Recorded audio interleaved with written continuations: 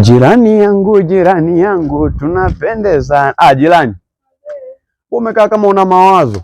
Yaani wewe jirani acha tu. Mume wangu ni ananichiti. Yaani kila nikitembea naona kabisa matukio yake. Yaani ni ananichiti jamani.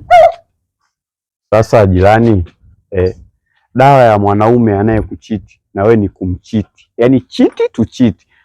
Kwa sababu wanawake wenzako wakiwa wanachitiwa na wenyewe wakichiti, yaani mambo yanakuwa sawa kabisa.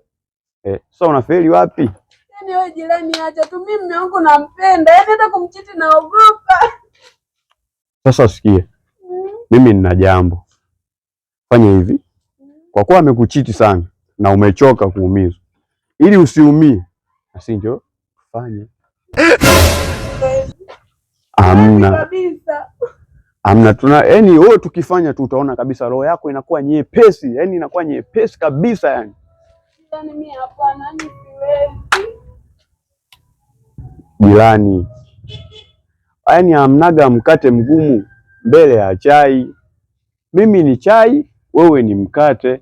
Lakini jirani nikimchiti mambo yatakuwa sawa kweli? Yatakuwa sawa, yaani njoo, yaani hapo unachelewa. Lakini jirani.